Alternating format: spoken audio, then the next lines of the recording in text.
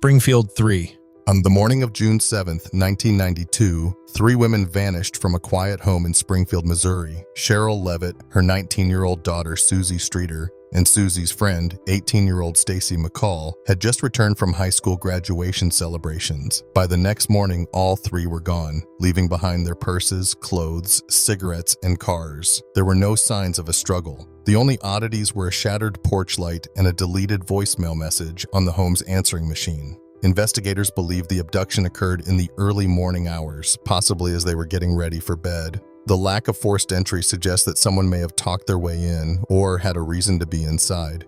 Given the speed and cleanliness of the crime scene, it's possible that more than one person was involved and that the crime was premeditated. A neighbor heard a strange noise around 2 a.m. but thought nothing of it at the time.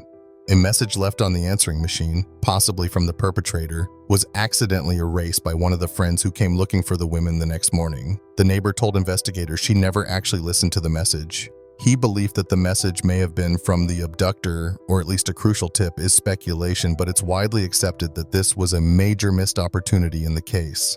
Decades later, tips still come in regularly, including one that led to ground-penetrating radar scans under a nearby hospital parking garage. Nothing was found. Robert Craig Cox is the most widely discussed suspect. A convicted kidnapper and former Army Ranger, he was living in Springfield at the time and gave shifting stories about his whereabouts that night.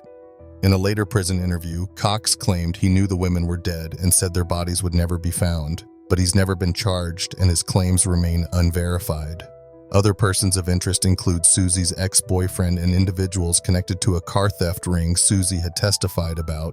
However, no strong evidence has ever tied them to the disappearance. The case remains open but unsolved. All three women were declared legally dead in 1997. Despite thousands of tips and national media coverage over the years, no arrests have been made and their bodies have never been found. Investigators and family members continue to hold out hope that someone will come forward with the truth.